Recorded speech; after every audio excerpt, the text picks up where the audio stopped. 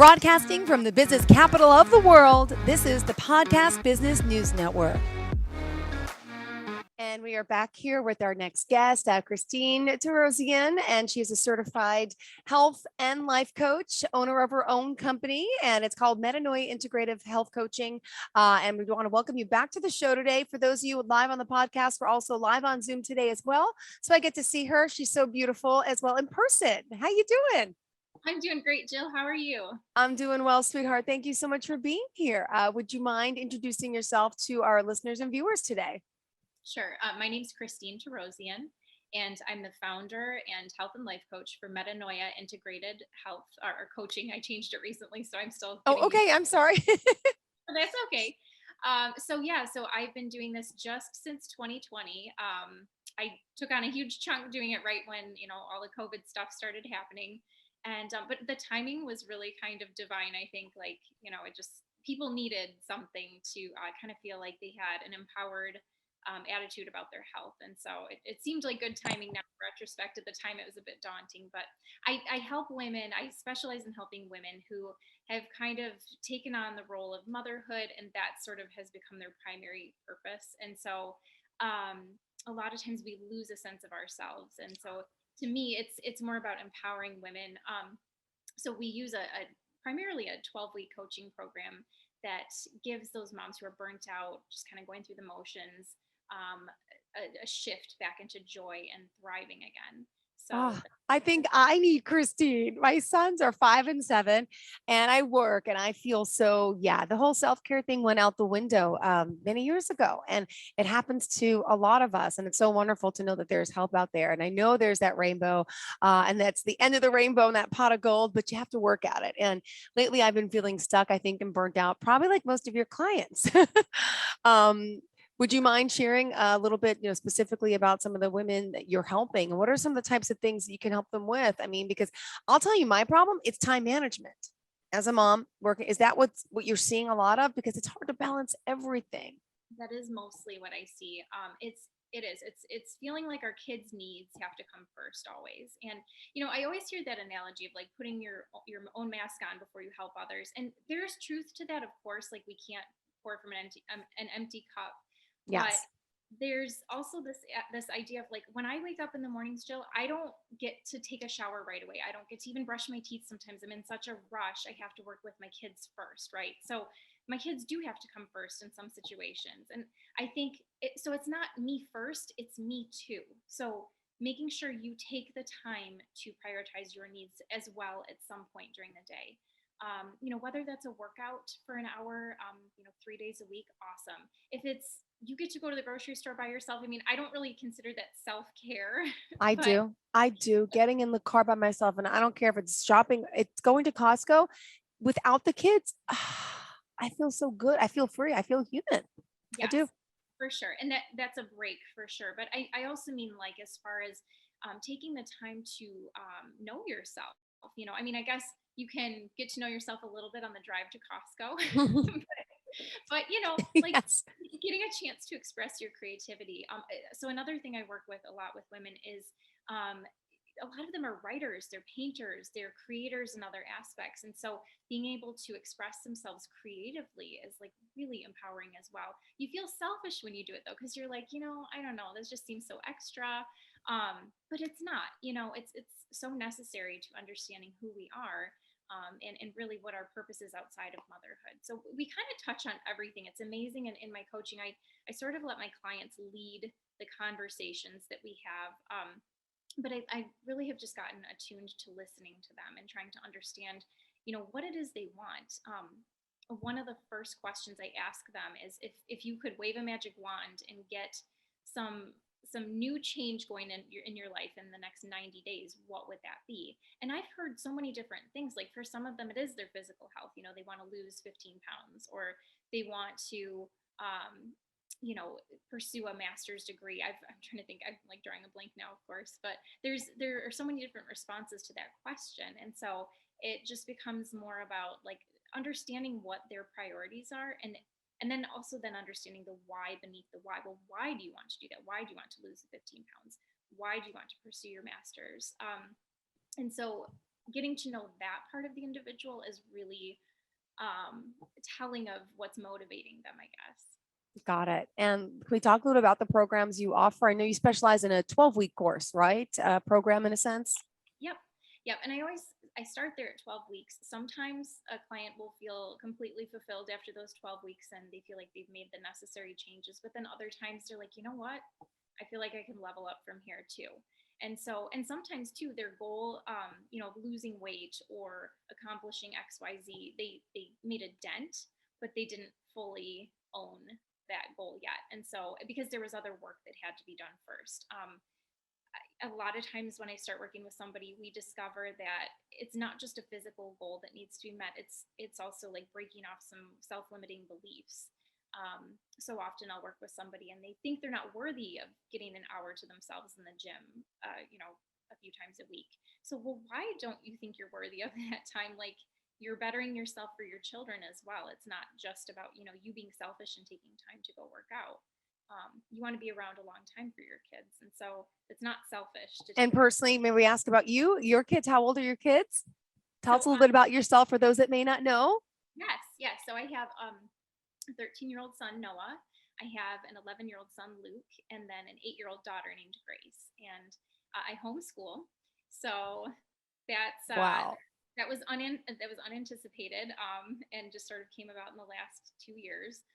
But again, I've had to sort of recalibrate my goals as well. Like, I wanted to just become more of a health coach, but then because I teach for the first part of the day, Monday, Wednesday, and Friday, um, I've had to shift some of my goals as well. Wow. So yeah. Wow. I commend you on that. God bless you. That's got to be hard, but I guess look at you. You're able to manage it all. It's Wow. You take And off with 10. So yeah. oh my goodness. My girlfriend does homeschooling and I look up to her saying, and she does it for her nieces and her nephews that come to the house. I said, how do you have 5 kids at your house every day? And she's just got this calm sense about her and she's got it. And she's so good at it. And I envy that calm, that peace, that because I get stressed. Doing homework with my children is not easy, as you know. And now you're their teacher as well. Well, that's a newfound respect because I find that, and the teacher says, he listens to me fine at school. It's just sometimes with the parents, they don't listen as well. But that's amazing you have that gift. I It was commend you. It was a big fear because I really, that was never on my radar. I've always thought, like, I don't know how people homeschool. I feel like I can never connect with my kids on a intellectual or educational level. And there are challenges that have come with that, but we found a really good compromise. We do a co-op 2 days a week. So those are the 2 days that I Great. tend to do more of my working with my clients. I just don't take on clients the 3 days during the week when I have to teach them. So yeah. Awesome. Well, first of all, what's your website? We need to point that out as well. Sure. Yeah. My website is Metanoia, Metanoia, integrated health.com. And so, yeah, so that's probably the best way to find out about my programs. All right. So what else do you want to share with us today? I didn't know if, since we've spoken before, if you want to review some of the other stuff that you focus on, or what did you have in mind for us today? Yeah. So, I mean, we can kind of just talk it all out, but I know we've talked briefly about my mother daughter coaching programs. Mm-hmm. So that's another New thing. listeners each and every week. So I think it's important. Please go ahead. Yeah. So I offer mother daughter coaching. The goal with that is to help us to raise well adjusted women who have a really positive sense of self and who don't put all of their worth in their looks or their appearances. We live in a really appearance driven culture where it's all about, being thin and being pretty. And, the teen years are awkward. Like, I had horrible acne as a teen myself and, really high anxiety. I'm sure the two were interlinked. But it's understanding that we can't put all of our worth in how we look and how we appear to others. That there's something intrinsic about who we are that makes us valuable. So if we can communicate that and teach that to our daughters while we're learning those lessons ourselves, I see some really beautiful breakthroughs with mothers and daughters working together. It's like the moms that'll click for them working with their daughters, and then they're like, oh, I'm Mm-hmm. loved too, and I'm valuable too. And so it's really cool. I cry in like a lot of sessions working with the mother daughters. I'm like, okay, just pretend like this isn't happening. My eyes are just sweating. But it's really it's really beautiful to see those breakthroughs happen, because my hope is that as these girls grow, they are able to have a better sense of self-awareness. And you know, in relationships down the road, like whether it's a romantic partner or their friendships or working with other women, they are secure enough in who they are that they don't have to, you know, fall into some of the pitfalls that a lot of us do.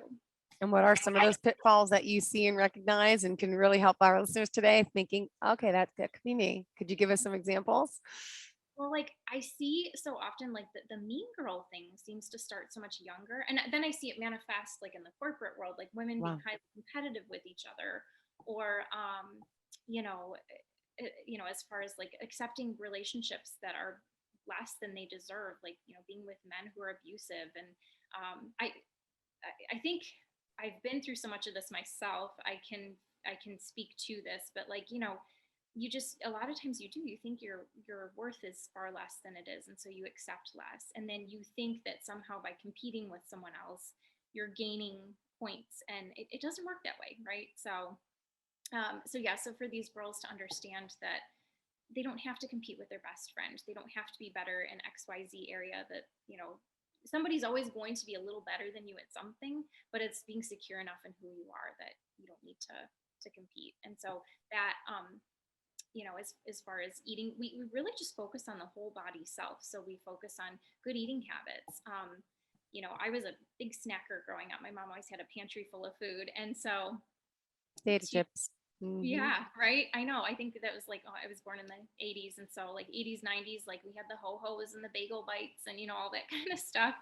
Um, and so, you know, teaching moms and daughters to work together to stock the fridge with chopped up fruits and veggies, make them a part of the process. I had a couple that I coached last year, mother daughter, that they took the summer to plant their own tomatoes and basil, and they'd make like these cute little antipasto kind of platters, or, you know, what are they, charcuterie boards and things like that. And I was like, Hmm. this is so fun. And so the daughter, like when she'd have friends come over, she'd make one of those for her friends. And so I'm like, this is cool, it's just getting passed on, and like these good habits. So yeah, so it's really neat to see that. So you also, as a life coach, you can work with people as a health coach, transformational coach. You mentioned the mother-daughter coaching. I also read about, in general, anyone that's looking to make a change, a habit change, whether it's health, diet, weight loss, and also what about people, transitioning through jobs? I mean, motherhood as a job is a big job, and then the workplace and changing careers. Is that something that you focus on and help women with too? Yes. Yeah. In fact, last year I worked with a girl as an example who she wanted to go back to school. She was a really young mom. She had her daughter before she was married. And so she didn't get to pursue college like she had wanted to. And now she has 4 kids. She's so busy. And I was like so impressed by her because she she just had so much motivation, and but she just didn't know where to direct the energy initially, you know. So we baby stepped it, we chunked it down. So first it was just making the call to her local community college and getting that ball rolling, and then from there, I mean, in a year now she works for the admissions office at this college, and she's bringing other students in, whether they're young or older like her. Wow. You know, so she's just doing amazing work, and I watch her story like on her Instagram, and I'm like, holy cow, like this is so cool to bear witness to. So yeah, so it was very much like her goals. She was already she was in school to be a nutritionist, so she had a lot of that down. But it was, you know, knowing how to direct her own life and how to Hmm. accomplish some of these things for herself. Oh, that's wonderful. And then also, people, as far as learning how to change, because we all need to bend a little bit. Normally, how long does it take to make a habit change, when you stick to it? Is it a few weeks, few months? Is there like I know you do the 12-week program. Is that long enough, or sometimes you need longer to kind of change? Sometimes I would say usually people need a little longer for certain things. Like, you know, they come at it with the best intentions. Like, I'm going to work out 5 days a week. I'm going to eat perfectly healthy, just vegetables and lean proteins. It's not sustainable. So Hmm. find like by usually week 3, they're like starting to really struggle. And I'm like, okay, well, let's take a step back and let's just baby step this, right? So let's focus on one thing first. Let's just focus on, let's add an extra serving of vegetables to one meal a day. Let's get your water intake where it needs to be. So we'll start with a smaller step like that. And really, Jill, what it's about is forming that confidence and knowing you can follow through with one small step. Yep. And then from there, you just do 1% more at a time. And it depends on the person. Some people are further along in their health journey and we can take on more. For Mhm. other people, they're slamming, 5 Diet Cokes a day and, eating whatever they kind of want to eat. And they're like, "Oh, I just don't know even where to start." So we have to meet them a little bit more where they're at. So yeah, it's very customized. I guess there's not like a magic formula. I'd say on average though, the 12-week program seems to be what works best for people as far as establishing a pretty solid foundation for these healthy habits. Got it. And let me ask you a question now. You're working with women to also help with their own lives, clearly their own families. And just, speaking of health coaching question, as far as parents with children that don't want to eat vegetables, how do you suggest introducing it? And as a mom, I'm sure you got it down because my son doesn't eat anything except chicken nuggets, pizza, pasta. He'll drink milk, so he gets his protein, but I'm concerned he won't touch vegetables and fruits. Do I have to start doing the I'll take this away from you type of thing and make him try it more? I don't know what's going to work because it hasn't worked in the past. And I'm worried, but he just saw his doc this weekend. He's fine. He's healthy. He's growing. Don't worry. It's fine. But I'm like, okay, but he likes fruity pebbles, even though he drinks his milk, but it's like lots of sugar. So I'm just worrying that I'm not giving him what his body should be having. And how do you try to introduce those type of habits to children? Yeah, I can totally relate to you. My two boys were my pickiest eaters. They were horrible. My middle son, especially, it sounds like a lot like your son. He was chicken nuggets all day long. We were laughing about it the other day because he was that kid that we had like three dinner options for him. It was like, the chicken nuggets, grilled cheese, or this is his other one now. I can't think because now he eats so much more other stuff. So Well, there's hope. there is hope. Okay. One of the things we started doing, and this was just kind of like a trick that worked for us really well, we would take those cupcake tins and I said, let's try to get as many colors into this as we can. So we had red or green grapes, or we had blueberries, we had carrots, and he would eat carrots, thank God, but like smothered in ranch. You could barely tell they were carrots anymore. Um, Whatever works to get the veggies in, right? And so as he's gotten older and his appetite is changing, he does get more adventurous now. But I know where you're at, and I know it can be so discouraging. It's just like, oh my gosh, just eat a vegetable for God's sakes. Yeah. And well, that's it. It's like, do I bribe him? Is that not the right behavior as a parent? I'm like, okay, you can have the iPad for 10 more minutes if you try this. Yeah, I know. And no, to incentivize health eating, like that's really hard when they're little like that. But yeah, I mean, I guess yeah, we would try to see how many colors we could check off the list. We had like a chart, Colors. and Ah, so it made it fun. So like, did we have any blue things today? Did we have any green things today? And we weren't talking like candy or M&Ms or whatever, but like, so when we had like a whole rainbow in a day or something, that would make him more excited. Now it sounds like your boys might be a little older.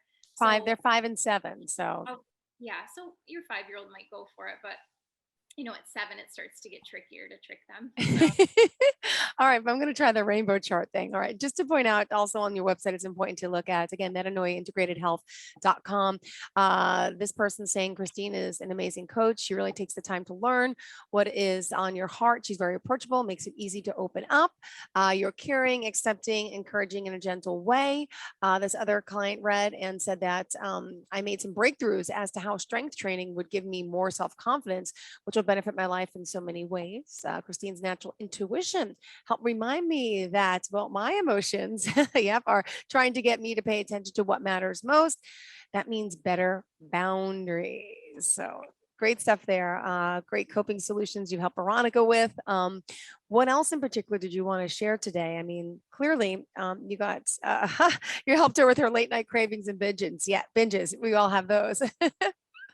yeah, so there's a saying, how we do one thing is how we do everything. And you mentioned boundaries from one of my clients. That's actually something I work with. I'd say with most of my clients is having healthier boundaries. Because when we don't have healthy boundaries with people in our lives, we also don't have healthy boundaries with food, with our how we manage our time. You mentioned time management is a struggle for so many of us. Yes. Hmm.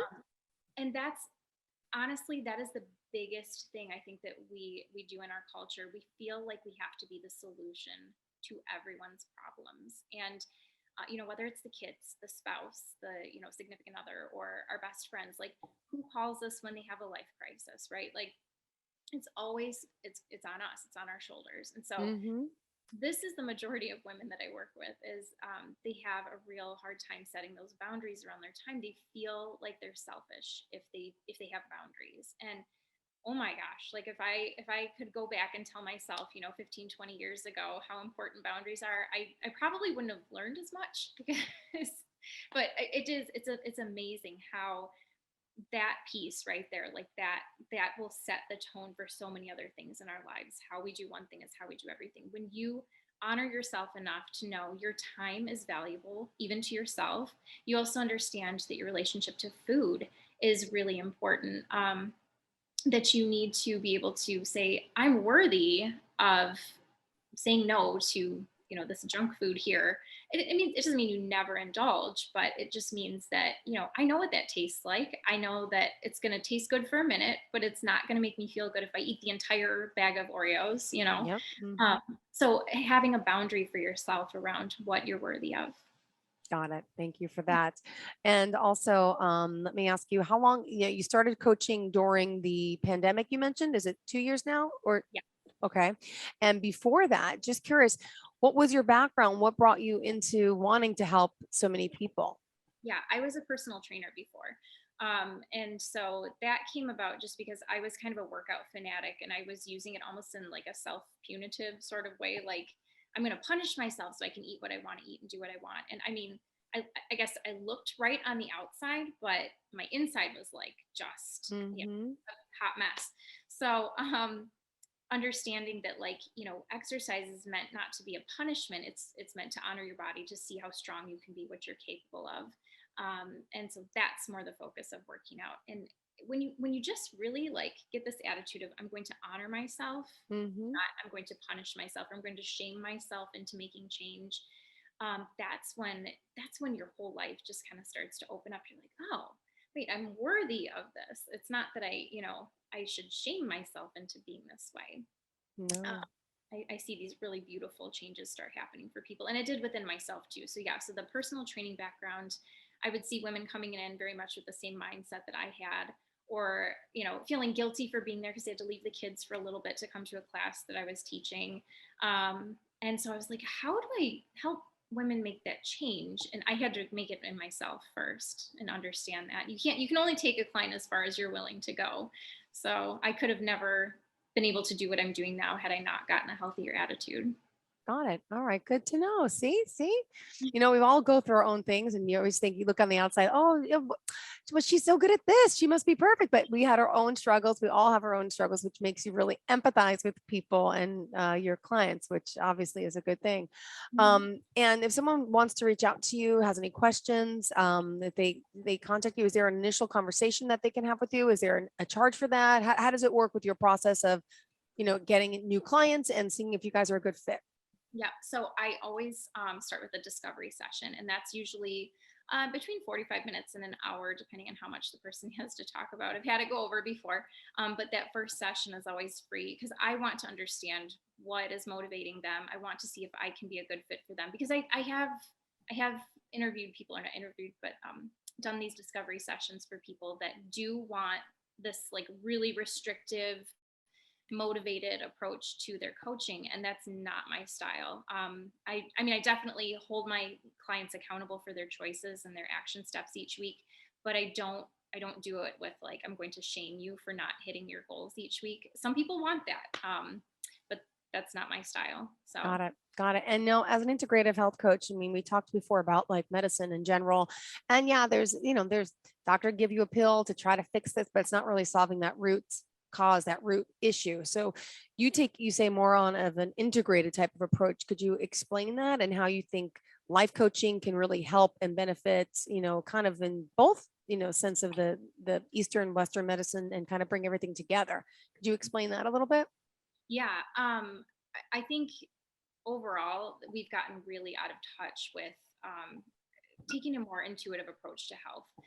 It's not to say if you're having like serious issues, or if you have been to a doctor and they're like, oh gosh, like you need to do some really heavy stuff here, or, take medication or whatever. I never would discourage that.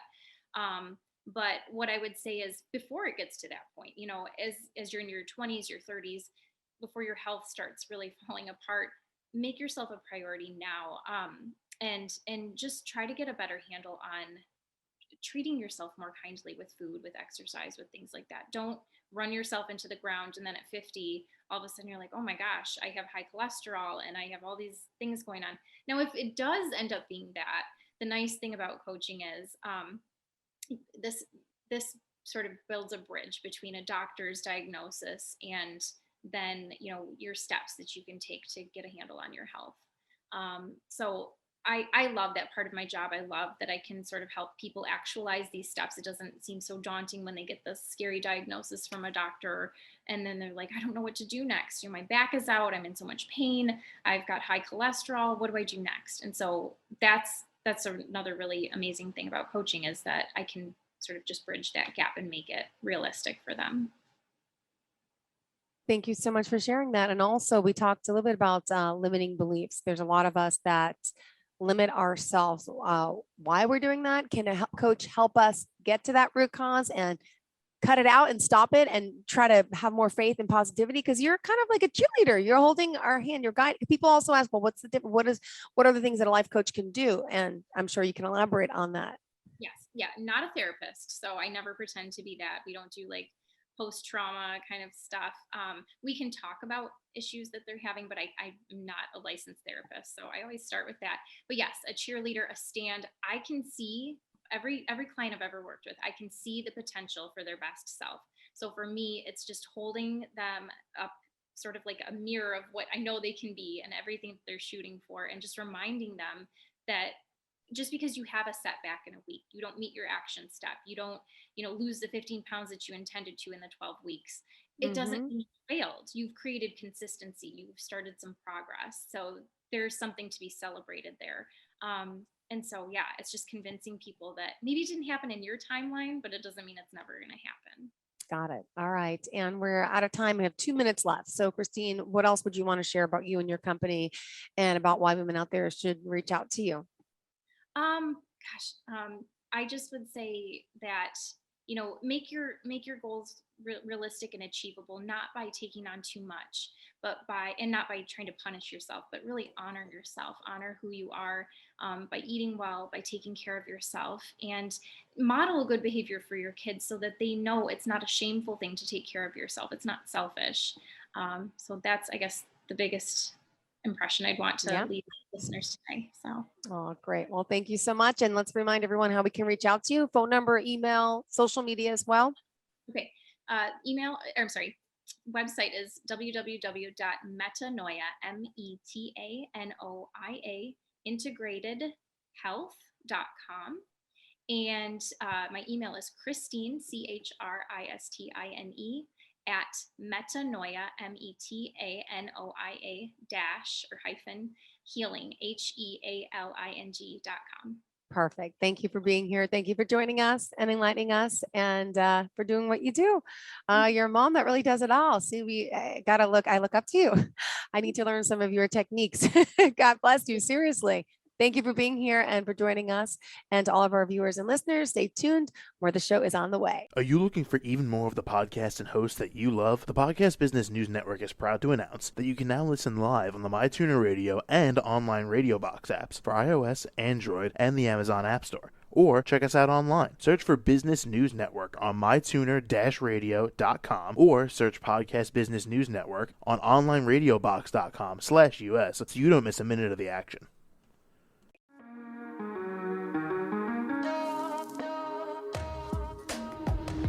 Broadcasting from the business capital of the world, this is the Podcast Business News Network. For nearly 2,000 severely injured veterans, everyday life has become filled with barriers. Day-to-day simple tasks can become pretty daunting. I have to carry my chair up 2 flights of steps or have somebody do it for me. What scares me the most is just the falling. When I'm struggling with my house, I think, to have that one great barrier just knocked down, it's crucial. Home for Our Troops is a wonderful nonprofit that builds a mortgage-free, fully adaptive, handicap-accessible house. And there's no catch. It'll be our very first home that we've ever owned. This is a game changer. This is where your life begins again. We need you to join us in completing this important mission. Please visit hfotusa.org and help build homes and rebuild lives. Because of you, everything's going to be okay.